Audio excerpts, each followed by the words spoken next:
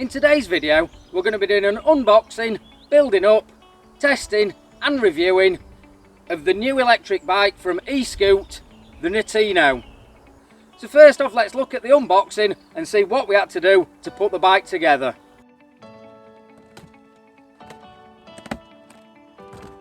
For transportation purposes, the bike is only part assembled in the factory. It's then packaged in a combination of polystyrene and cardboard to make sure it's well protected whilst being transported to the customer.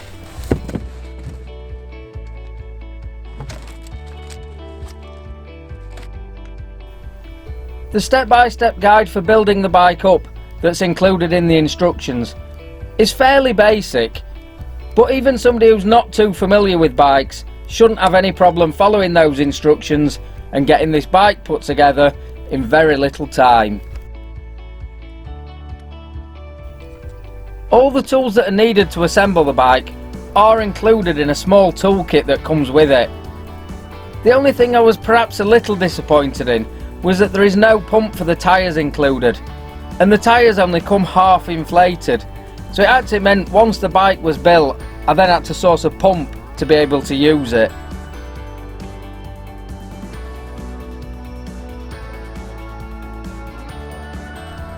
As you saw there, the first job was to attach the handlebars. All the headset and everything's already in place. It's just a case of slotting the handlebars in and tightening up 4 Allen key bolts. Next job was the front wheel.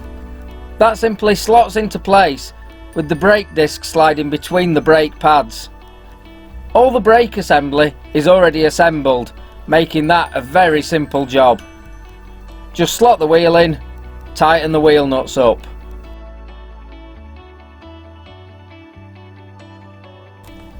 The remaining jobs would need the bike stood on its wheels, so I decided the next job to tackle would be fitting the stand. However, this is one of the jobs that's not actually included in the instruction manual, but it is very straightforward. There's just a couple of bolts that hold it in place and tightened up with the Allen keys supplied.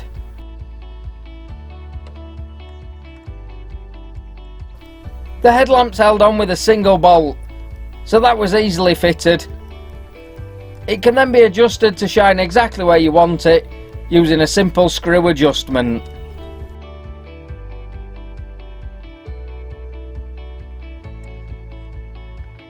Pedals next, and they simply screw into place and then are nipped up with a spanner. The only thing to remember here is one has a left-handed thread and one has a right-handed thread. That obviously makes sure they don't come unscrewed whilst pedalling along.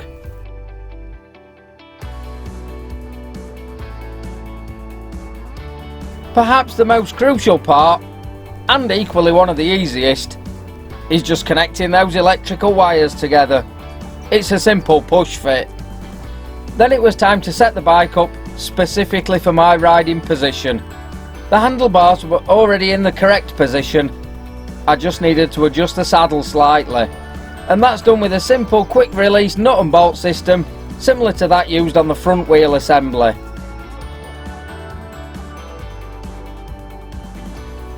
The final part of the assembly was fitting the rear tail light. And ironically, this was probably about the fiddliest part, trying to hold it in place and then tighten the screw up at the same time. However, once that job was complete, there was only one thing left to do, and that was take it for a test ride.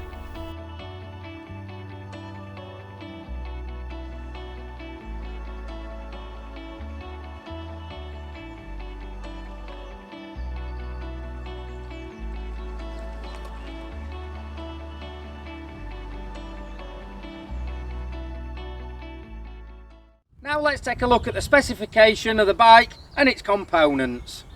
First off, we've got an aluminium alloy frame, which means the entire bike weighs in at just 25 kilograms. It's suitable for anybody from about 5'3" to 6'7" to ride, and you can have a total payload of 125 kilograms. The gearing comes courtesy of a 7-speed Shimano gear system, Aluminium alloy suspension forks give for a comfortable ride, whether on road or doing those dirt tracks. It comes complete with a 36 volt lithium battery that's rated at 14.5 amp hours, which works out to the equivalent of about 522 watt hours. The battery can be charged in situ on the bike or can be taken off and charged separately. The charger supplied with it here in the UK is fitted with a standard 3-pin plug, and it charges at 3 amps, which means that the whole battery takes between 4 and 6 hours to charge from fully flat to fully charged. The LCD screen shows you how fast you're going, how much charge you've got left in your battery, and what degree of assistance the motor is currently giving you. There is also a USB point there, so you can charge things like a phone or a sat-nav whilst on the go. It's fitted with 27.5-inch alloy wheels with 2.1 Kenda all-terrain tyres. I suppose the main feature of an electric bike is the actual motor itself, and that's a 250 watt Bafang motor that's hub mounted to give maximum amount of drive possible from the power available. To remain legal to use here in the UK, it has to be just pedal assisted. And to clarify, that does mean that the power is only available whilst the pedals are actually turning. Once you stop turning the pedals, the power cuts out. It can also only do a maximum of 15.5 miles an hour whilst in pedal assist mode. I would clarify there, you can go faster than 15.5 miles an hour, but the motor itself will not assist you to do any more than 15.5 miles an hour. As I say, that's nothing to do with the bike in itself. That is just to comply with the current UK legislation, because if it doesn't fit to that legislation, it then becomes classed as a motor vehicle, of which you then need to register it for the road and have things like tax and insurance. Range wise, Eskute say this bike can be pedal assisted for up to 65 miles. Obviously there's several factors that influence just how far you can get with the pedal assist, and that's things like the weight that the bike is carrying and the terrain that you're going over, and whether you're going up a lot of inclines or on the level or even downhill. In the coming weeks I've planned a journey where I'll be able to test that range to the full. For now I've done a little bit of local riding and the battery does seem to hold up pretty well.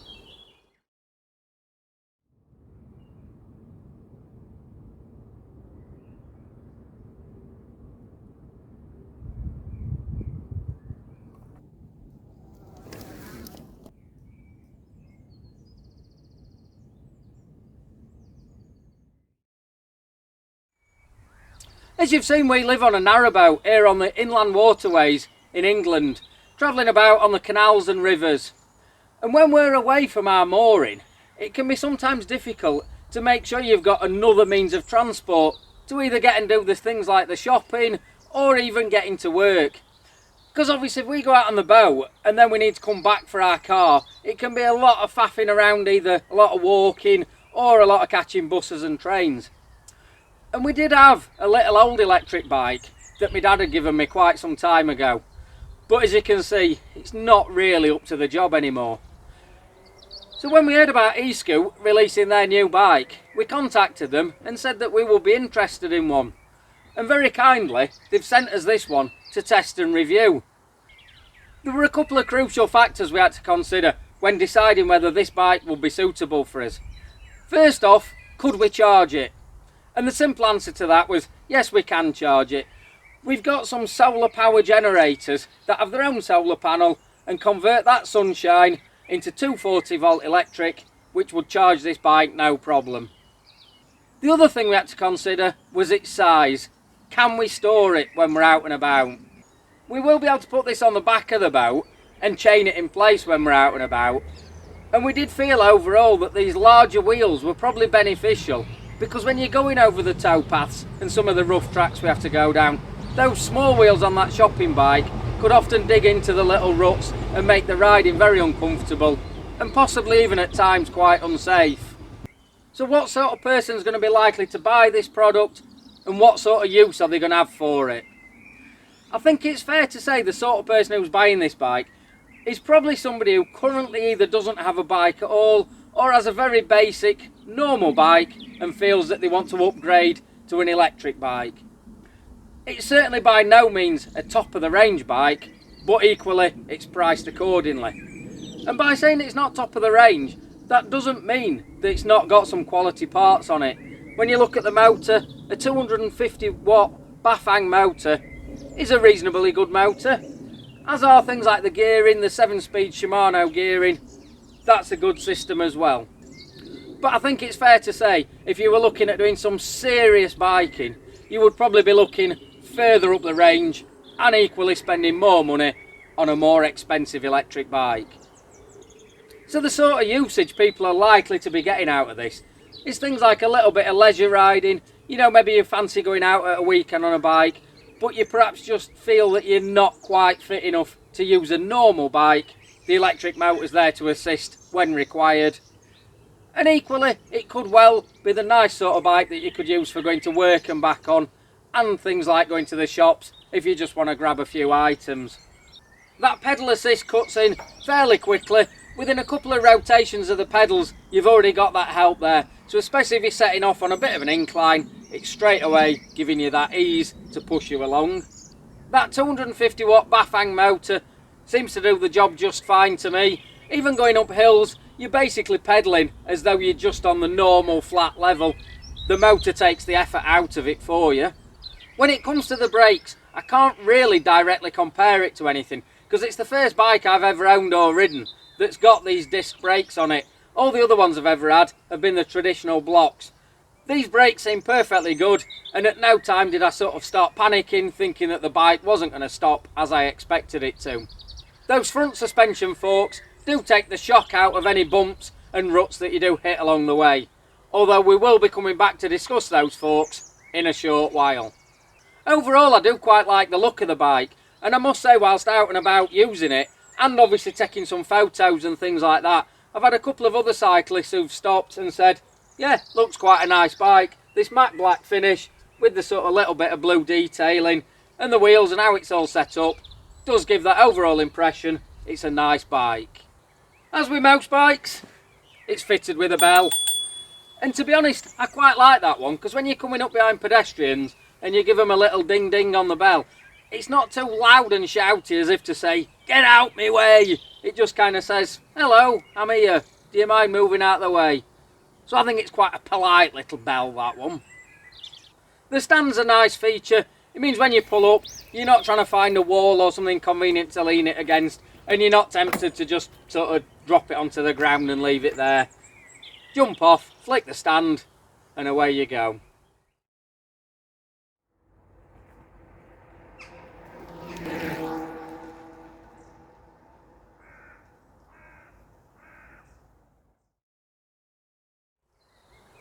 Now let's have a look at the not so good bits that I've found to do with this bike. And rest assured, you're always going to find something wrong with things if you look close enough. There's just odd bits jump out on this that I think could be improved or done slightly better. The first one being these front forks. Nothing wrong with them, or so it seems, other than the fact they're on the wrong way round.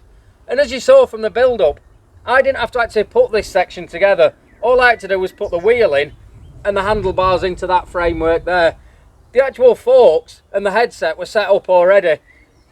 And clearly when you look there, that's the bit that should be at the front, and the way it's all designed should be at the front. And I think the fact that they've been put on the wrong way means all these cables are kind of all jammed up around this sort of suspension setup. That's not ideal. I definitely want to change that before I do any serious riding on it. Hence part of the reason why for this video I've just done a few little bits just to get a feel for how the bike rides.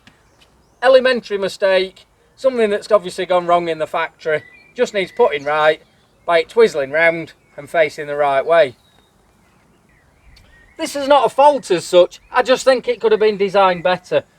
Obviously as the pedal comes round, you can very easily find that your foot catches on the back of that stand there. So you kind of almost have to ride with your foot turned out ever so slightly. It could have just done with this stand bracket just a little bit further back, allowing for more space. Bearing in mind as well, I'm only a size 7 shoe. I reckon if I got bigger feet, that could be more of an issue. Just something maybe Eskute need to look at repositioning or changing the bracket slightly so it stands further away from the pedal itself. There's one niggle that I'm sure could have been dealt with at the design stage, and it's to do with the headlamp and the tail lamp. Basically, the headlamp is wired in through the main electrics and runs off this main battery, and has the switch up there where you turn it on. However, the tail lamp is run off its own independent battery and its own switch. It's nothing really major, but you would have just thought at the design stage, surely they could have had the tail lamp so that was also wired in through the main battery and switch, and then you could turn it all on at once. Whilst talking about the headlamp as well, I will say it's not the brightest of lamps. It's probably alright if you're kind of riding at night on well lit roads, but I wouldn't really like to think I was riding on an unlit road or track and that was my only source of lighting. You would then probably want to look at getting an auxiliary light as well. That then defeats the object of having one built in. I'm quite impressed with the build quality and the parts used. Everything seems to be good standard and well put together, apart from this one lever here. And maybe I'm being a bit overreacting and picking up on something that's not really an issue, but when you go up the gears it really does clunk through the switch, whereas when you go down the gears it's just a nice little click. And to me that's just got a niggle in the back of my mind that says, over the coming months, years even, is this going to be something that's going to wear out and break? Because to me it should click, not clunk. So to summarise, my initial reactions about the new Eskute Netuno electric bike are, it's pretty good. It seems to do exactly what it says it should do. That 250 watt motor gives you that little bit of assistance when you need it. And likewise, the bike itself at only 25 kilograms is light enough to ride either with a flat battery or if you're just wanting to go on a normal bike ride and not worry about the electrics. This is a bike I will be using on a regular basis, not just for the purpose of reviewing it, but because I actually want and need to use an electric bike for my lifestyle. There will therefore be a few little changes and tweaks I'll be making to it so that it's suitable for those uses. For instance, I'm going to put a pannier rack on the back there so that when I'm out on longer rides and possibly even overnight camps and things, I can take some equipment with me. I will also be adding a water bottle onto there. It's got the fastenings for one, but no actual water bottle supplied with it. Again, an essential piece of equipment if you're going out on those longer rides. And not immediately, but I do think at some stage I would look at changing that front light, because clearly if I was to be using it regularly in the dark, I'd want something a lot better than that. The one thing I've got to do more or less straight away now though is have a little mess about with these front forks and get everything lined up properly and put in the right way round. In the description below I'll put links to the Eskute website and all the specification of this bike so you can check on anything there that you want. If you are interested in purchasing one, you do purchase direct through Eskute, and they have given me a discount code that if you pop that in at their checkout you will get £50 off the current recommended retail price that they are selling the bike at the moment. Again, I'll leave those details in the description below. If you've got any specific questions or want to know anything more about the bike, just drop it in the comments below. I'll do my best to answer it, and if I can't, I'll make sure I get in touch with Eskute and get them to answer any questions that you may have. The bike will be featured in upcoming videos of us out on our boat, boating on a budget, where we're restoring and living aboard our 1977 boat. Those videos will be things that I am just doing as part of our everyday life. Along the way, I'll obviously give any pros and cons that I'm finding to the bike as we go along. So please click the like button and the subscribe, ding the little bell. That means you'll get notifications each time I put a video on, whether that be relating to our narrowboat itself or further information about these bikes. Thanks for watching then. Bye bye.